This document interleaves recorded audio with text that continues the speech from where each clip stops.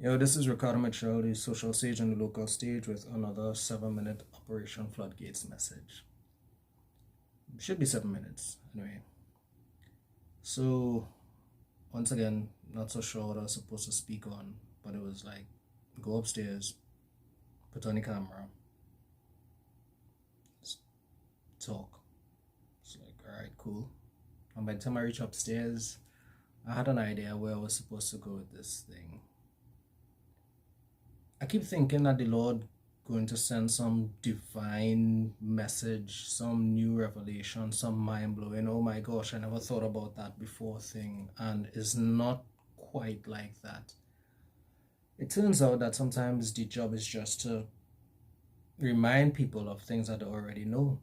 Sometimes it's just to emphasize the simple parts of this thing that we miss, in our desire for supernatural experiences and wisdom and revelations. And the thing is, we keep looking for the complicated and the magnificent, where we looking at the raging fire and the thunder and the storm, and the voice of the Lord is really in the small little quietness after things have passed. I had conversations this week, pretty interesting stuff, and I kept thinking that these were supposed to be the topics. I was talking to a friend in Canada, and I thought, based on the conversation we had, that I was supposed to talk about the confidence to endure, to keep going, encouragement and hope.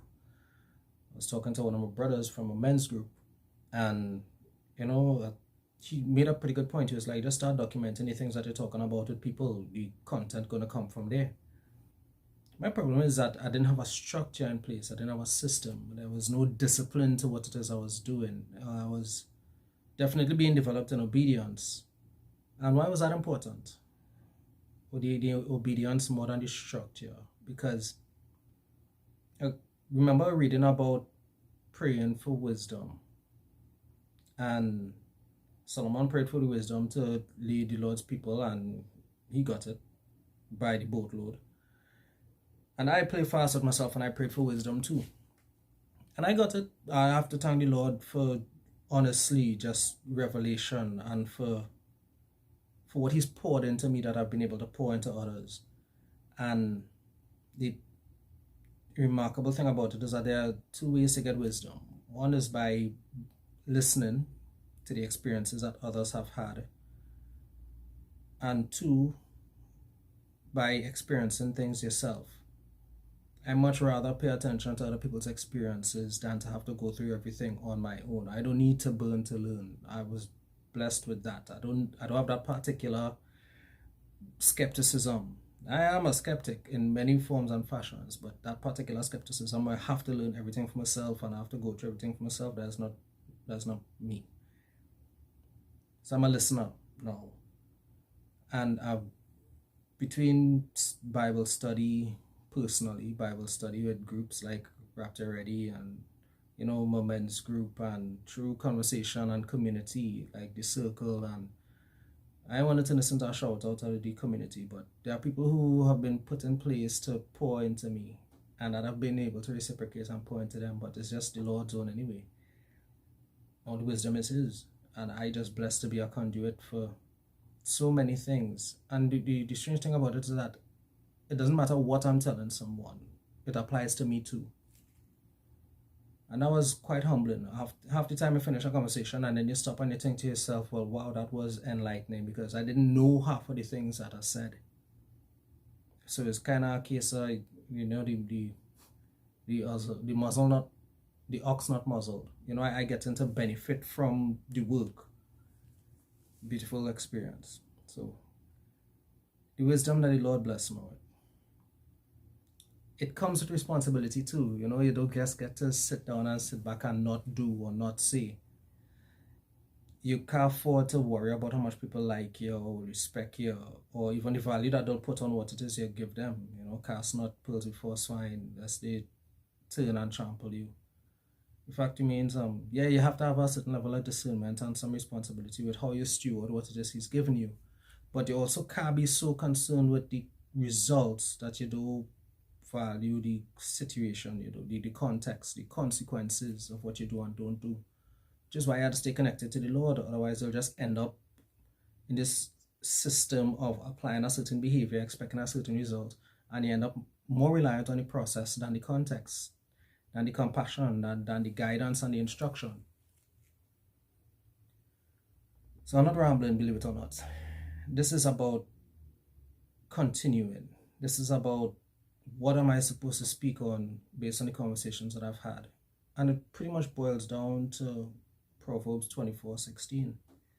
Right? Even if a just man falls 7 times, he'll get up 8. Right? But the wicked, when they fall in trouble, well, they perish. I'm paraphrasing, of course. I want you to look at Proverbs 24:16 for yourself and see what you get from it, because I can tell you, it says that even the just fall, and repeatedly, and they will be tripped up and they will have opposition if you look at the context of the chapter. And other people will fall, and there's no delight and no glory in that happening. So, in fact, I kind of want to challenge you to read Proverbs chapter 24. Confidence, wisdom, endurance, hope, charity, love for your brother, discipline, even war. And whether we know it or not, we in a war. We in a war. We have to fight for every day. The Lord will give us the day, but we have to fight through it. We're being shepherded into directions that we may not necessarily have chosen for ourselves. Anyway, I ain't looking to get too heavy. I just want to encourage you all to take a read on Proverbs 24. There's a lot in it that has a lot of value. So for whoever this specific message was for, to go and read chapter 24 in Proverbs, cool. And for the casual listener, well, 24:16, there's a lot in it. Pay attention to what it is saying. It's saying that, yes, the just will fall, but they get back up. And you have to start asking yourself questions like, well, why and how? I'll say Christ. I will tell you that the relationship, the sacrifice, the example, I could do all things through Christ who strengthens me. And that's not about lifting weights, and that's not about winning races. That is about enduring. So, for now, take it easy.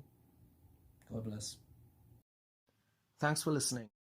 If you got any benefit whatsoever from this, feel free to share it, subscribe, like, do as you're so inclined and as the Spirit moves you. You can also check us out on Instagram and Facebook. God bless. Have a great day. And most importantly, don't say I say. See what the Bible says.